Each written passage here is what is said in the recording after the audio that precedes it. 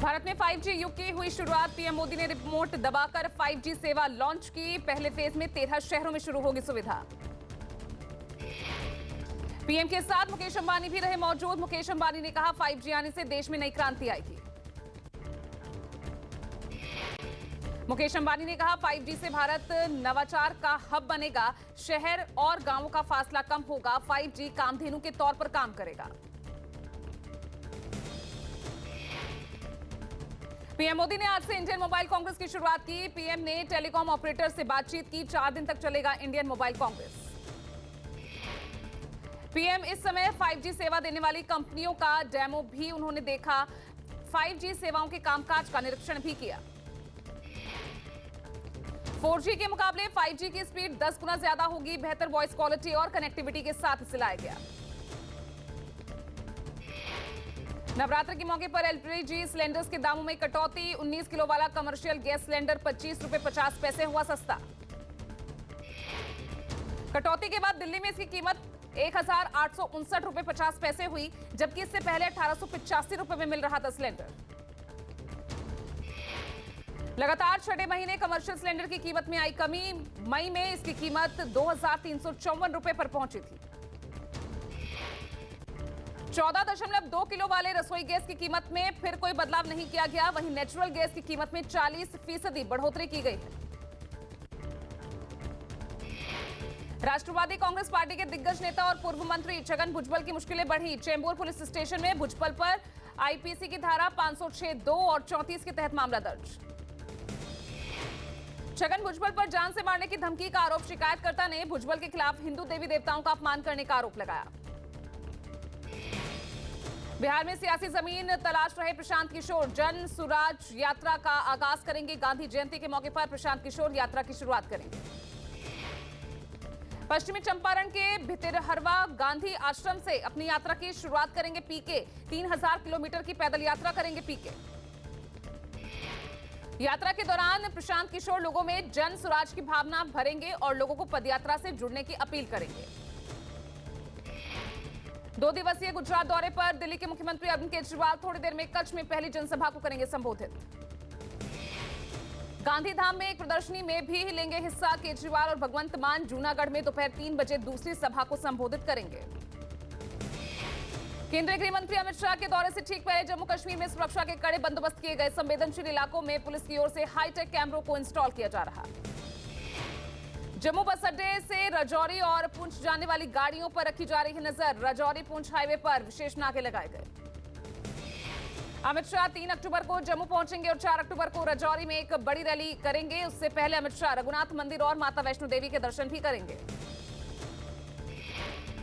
फिर बिहार दौरे पर आ रहे हैं केंद्रीय गृह मंत्री अमित शाह। 11 अक्टूबर को पटना पहुंचेंगे अमित शाह। अमित शाह जयप्रकाश नारायण की जयंती के मौके पर श्रद्धांजलि देंगे। फिर एक बड़ी रैली को संबोधित करेंगे। इस रैली में अमित शाह के अलावा बिहार के सभी बड़े नेता मौजूद रहेंगे। बिहार का मोस्ट वांटेड अपराधी कुख्यात मंटू शर्मा मुंबई से गिरफ्तार। हत्या, रंगदारी समेत कई संगीन मामलों में था फरार। दिल्ली में प्रदूषण पर वॉर की तैयारी। दिल्ली एनसीआर में आज से ग्रेडेड रिस्पांस एक्शन प्लान लागू। पराली गलाने के लिए बायोडिकंपोजर का इस्तेमाल किया जाएगा। ग्रेडेड रिस्पांस एक्शन प्लान पहले 15 अक्टूबर को लागू होता था, लेकिन विशेषज्ञों के सुझावों पर इस बार पहले ही लागू करने का फैसला लिया है।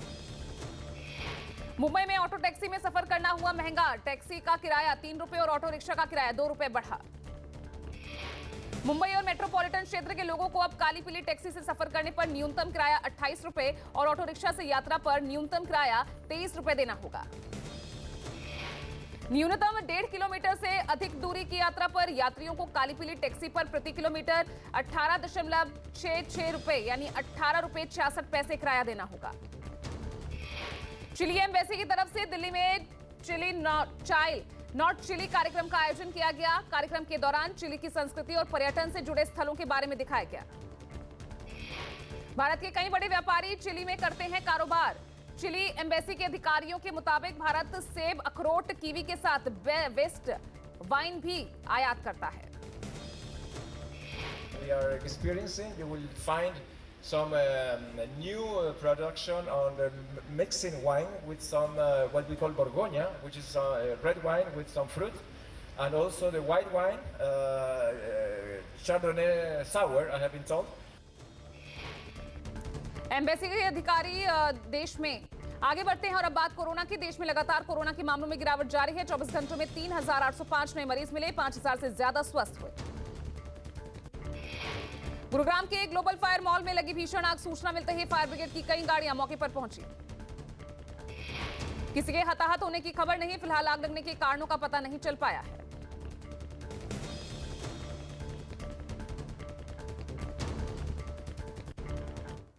21वीं सदी के विकसित होते भारत के सामर्थ्य का, उस सामर्थ्य को देखने का, उसके प्रदर्शन का एक विशेष दिवस है। आजादी के अमृत महोत्सव के इस ऐतिहासिक कालखंड में 1 अक्टूबर 2022 ये तारीख इतिहास में दर्ज होने वाली है।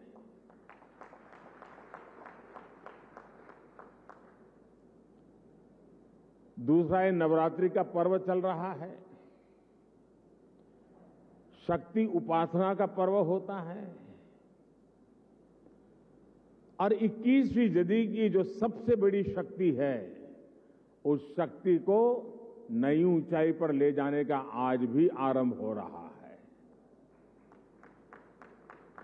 आज देश की ओर से, देश की टेलीकॉम इंडस्ट्री की ओर से 130 करोड़ भारतवासियों को 5G के तौर पर एक शानदार उपहार मिल रहा है।